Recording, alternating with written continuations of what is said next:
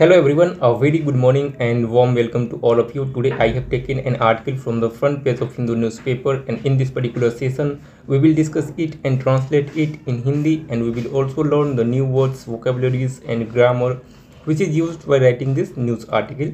Let's start the newspaper analysis without any further delay, and today's headline of our news article is Women bag top 4 ranks in Civil Services Examination।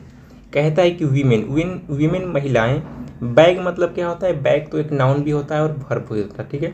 तो यदि bag जो noun के रूप में use करेंगे तो इसका मतलब होगा थैला, ठीक है, और वर्ब के रूप में यूज करेंगे तो इसका मतलब होगा थैले में भरना, ठीक है, या फिर आप इसको कह सकते हैं उभरना। तो जो महिलाएं हैं वे उभरे हैं टॉप 4 रैंक्स में इन सिविल सर्विसेज एग्जामिनेशन। कल जो है यूपीएससी ने अपना रिजल्ट डिक्लेयर किया है सिविल सर्विसेज के लिए, और जो टॉप 4 जो 1, 2, 3 और 4 जो रैंक है वो वीमेंस का है, ठीक है। तो कहता है कि women's bag top 4 ranks in civil services exam, यानी कि महिलाएं ने इस बार अपने थैले में भरा है ऊपर के जो 4 रैंक है उसको, ठीक है। तो ये रहा हमारा आज का न्यूज़पेपर हेडलाइन। और अभी तक अगर आपने हमारे Gaikwad English training centre Telegram channel को ज्वाइन नहीं किया तो टेलीग्राम चैनल को ज्वाइन कर लीजिए, जहां आपको डेली इंग्लिश न्यूज़पेपर का जो पीडीएफ होता है वो प्रोवाइड किया जाता है, और जो मैं इस सेशन में आर्टिकल डिस्कस करता हूं उस आर्टिकल का जो कटिंग होता है वो मैं टेलीग्राम चैनल में सेंड कर देता हूँ, जिसे आप फर्दर रीड कर सकते हैं, ठीक है। तो टेलीग्राम चैनल को आप ज्वाइन कर लीजिए। चलिए अब आगे इस न्यूज़ आर्टिकल एनालिसिस को शुरू करते हैं। अब आगे पढ़ते हैं और समझने की कोशिश करते हैं। जो भी न्यू वर्ड्स आएंगे उन वर्ड्स को आप नोट डाउन कर लेंगे, ठीक है, जिससे फ्यूचर में वो वर्ड्स आपके काम आए। कहते हैं कि Ishita Kishore from Greater Noida gets first rank. कहते हैं कि जो इशिता किशोर हैं जो ग्रेटर नोएडा की रहने वाली है, उन्होंने पाया है फर्स्ट रैंक, यानी उन्होंने फर्स्ट रैंक हासिल किया है। गरिमा लोहिया फ्रॉम बक्सर, जो गरिमा लोहिया है फ्रॉम बक्सर, जो कि बक्सर बिहार में आता है, कम्स सेकेंड, वो की सेकेंड रैंक आई है, ठीक है। UPSC recommends 933 candidates for the IAS, IFS, IPS and central services group A and B. कहते हैं कि यूपीएससी ने रिकमेंड किया है 933 यानी कि 933 कैंडिडेट्स को फॉर आईएएस, आईएफएस, आईपीएस और सेंट्रल सर्विसेज ग्रुप ए और ग्रुप बी के जो पोस्ट होते हैं उनके लिए, ठीक है। तो यानी कि टोटल 933 कैंडिडेट्स को क्वालिफाई किया गया है, जिसको सर्विसेज अलॉट किया जाएगा, ठीक है, जिसमें शामिल है आईएएस, आईएफएस, आईपीएस और सेंट्रल सर्विसेज ग्रुप ए और ग्रुप बी का, ठीक है। चलिए अब आगे पैराग्राफ को पढ़ते हैं और समझने की कोशिश करते हैं। जो भी न्यू वर्ड्स आएंगे आप उनको नोट डाउन करते चलेंगे, ठीक है। आगे कहता है women have scooped up the top 4 ranks in civil services examination 2022 conducted by the Union Public Service Commission UPSC, ठीक है। कहते हैं कि women have scooped up. Scooped एक नया वर्ड है, इसको आप नोट डाउन कर लीजिए। स्कूप्ड अप मतलब क्या होता है? स्कूप्ड अप मतलब होता है निकालना या फिर हासिल करना, ठीक है। तो जो महिलाएं हैं उन्होंने निकाला है या फिर हासिल किया है टॉप 4 रैंक्स, जो टॉप के जो 4 रैंक्स है 1, 2, 3 and 4 in civil services examination जो 2020 जो कंडक्ट किया गया था यूनियन पब्लिक सर्विस कमीशन के द्वारा। रिजल्ट अनाउंस, जो कि रिजल्ट है वो घोषित कर दिया गया है ऑन ट्यूसडे को, मंगलवार को। सोर, जो रिजल्ट की घोषणा है उसने दिखाया है डैट की अमंग द टॉप 20 रैंक्स, यानी कि टॉप 20 के जो रैंक्स हैं 12 वेयर सिक्योर्ड बाय वीमेन, उसमें से जो 12 जो रैंक है वो महिलाओं के द्वारा सिक्योर किया गया, महिलाओं के द्वारा हासिल किया है। यानी कि जो टॉप 20 में अगर देखें तो 12 जो है महिलाएं हैं, यानी कि 12 महिलाएं हैं, 20 में से 12 जो हैं वो महिलाएं हैं, ठीक है। आगे कहता है इशिता किशोर जो रैंक 1 है उनका एज 26 ईयर है। हु ग्रेजुएटेड, उन्होंने ग्रेजुएट किया है from Shri Ram college of commerce, Shri Ram college of commerce of Delhi university. Delhi university का जो कॉलेज है Shri Ram college of commerce, उन्होंने वहाँ से ग्रेजुएशन किया है। उनका एज जो है 26 ईयर है। सिक्योर द फर्स्ट रैंक, उन्होंने पहली रैंक को हासिल किया है, ठीक है। द ग्रेटर नोएडा रेसिडेंट, कहता है ग्रेटर नोएडा रेसिडेंट यानी ग्रेटर नोएडा की रहने वाली, सेड, उन्होंने कहा है सी वाज ओवरजॉयड, वो ओवरजॉयड थी, यानी कि बहुत ज़्यादा प्रसन्न थी, बहुत ज़्यादा खुश थी, बहुत ज़्यादा उल्लासपूर्ण थी। एज, क्योंकि in the her first 2 attempt, जो उनका जो पहला जो 2 प्रयास रहा है, she could not clear the preliminary round, क्योंकि उन्होंने प्रीलिम्स एग्जाम भी उन्होंने क्वालिफाई नहीं किया था, प्रीलिम्स राउंड भी क्वालिफाई नहीं किया था। कहते हैं कि इशिता किशोर, इनका एज 26 ईयर है। हु ग्रेजुएटेड, जिन्होंने ग्रेजुएट किया है Shri Ram college of commerce से, जो कि दिल्ली यूनिवर्सिटी में कॉलेज आता है। सिक्योर्ड, उन्होंने हासिल किया है द फर्स्ट रैंक, पहली रैंक को। द ग्रेटर नोएडा रेसिडेंट, कहते हैं ग्रेटर नोएडा की रहने वाली, सेड, उन्होंने कहा। सी वॉज ओवरजॉयड, वो अति प्रसन्न थी, बहुत ज़्यादा खुश थी। एज, क्योंकि इन हर फर्स्ट टू अटेम्प्ट, क्योंकि उनका जो पहला 2 प्रयास रहा है। सी कुड नॉट क्लियर, वो क्लियर नहीं कर सकी द प्रिलिमिनरी राउंड, प्रीलिम्स को भी उन्होंने क्लियर नहीं कर पाया था। ठीक है, तो 2 एग्जाम होते हैं, प्रीलिम्स होते हैं, मेंस होते हैं, उसके बाद फिर इंटरव्यू होता है। ठीक है, तो 3 फेज में एग्जाम होता है। तो पहला फेज आपका प्रिलिमिनरी एग्जाम होगा, दूसरा होगा मेंस एग्जाम और थर्ड हो जाता है आपका इंटरव्यू। ठीक है, तो उन्होंने प्रिलिमिनरी एग्जामिनेशन भी क्वालिफाई नहीं कर पाई थी 2 बार, और थर्ड अटेम्प्ट जो उनका रहा है उसमें वो फर्स्ट रैंक हासिल की हैं। ठीक है, तो ओवरजॉयड होने का तो ये मौका है। आगे कहता है मिस किशोर, इशिता किशोर के बारे में कहा जा रहा है। Daughter of a former Indian air force officers, कहता है कि जो मिस किशोर हैं वो डॉटर हैं, बेटी हैं। किसके बेटी हैं? तो अ फॉर्मर इंडियन एयरफोर्स ऑफिसर्स, यानी कि एक फॉर्मर यानी कि भूतपूर्व भारतीय वायुसेना के ऑफिसर्स के वो बेटी हैं। क्रेडिटेड हर सक्सेस, उन्होंने क्रेडिट दिया अपने सक्सेस, अपने सफलता को, to the unconditional support her family, जो अनकंडीशनल जो सपोर्ट था हर फैमिली, उनके फैमिली से, गिव हर, जो उनकी फैमिली ने उन्हें दिया था। ठीक है, तो कहता है कि Miss Kishore daughter of a former Indian Air Force officer, जो कि एक भूतपूर्व भारतीय वायुसेना के ऑफिसर्स के बेटी हैं। क्रेडिटेड, उन्होंने क्रेडिट दिया हर सक्सेस, अपनी सफलता को, to the unconditional support her family gave her, जो अनकंडीशनल जो सपोर्ट था उनके फैमिली ने उनको दिया था, उनको उन्होंने क्रेडिट दिया अपनी सफलता के लिए। ठीक है, आगे कहता है she worked as an adviser at a multinational firm, कहते हैं कि सी वर्कड, वो काम करती थी, एज एन एडवाइज़र, एक एडवाइज़र के तौर पर, अ मल्टीनेशनल फर्म, फर्म मतलब क्या होता है? तो फर्म मतलब होता है कंपनी। ठीक है, तो वो काम करती थी सिविल सर्विसेज एग्जामिनेशन देने से पहले वो काम करती थी कहाँ पे?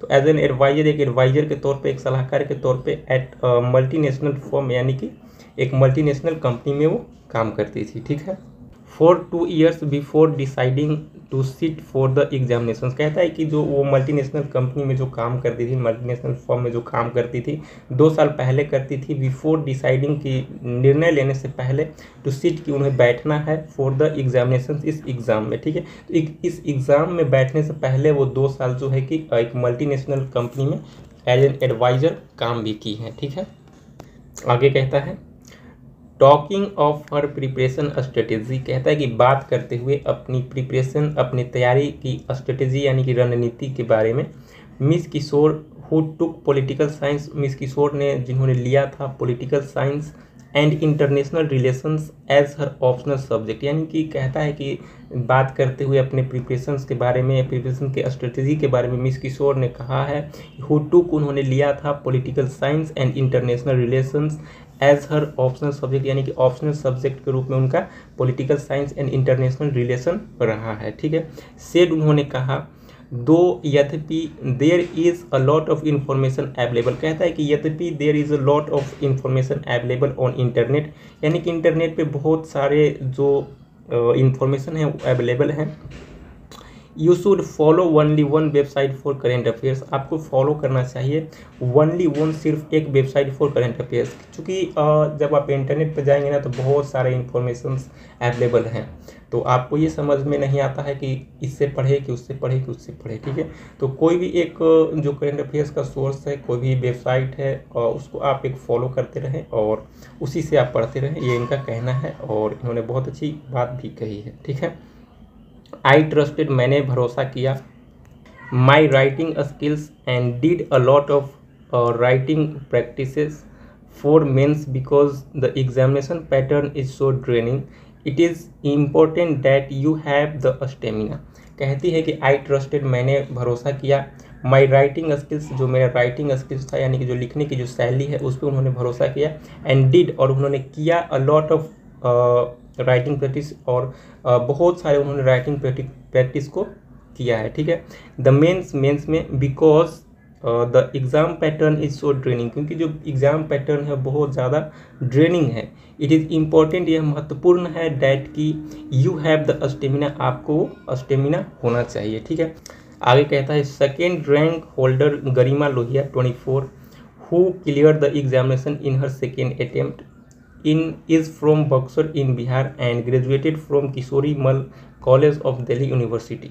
कहता है कि सेकेंड रैंक होल्डर जो है, जो सेकेंड रैंक लाने वाली है गरिमा लोहिया, 24 जो उनका एज है वो 24 है।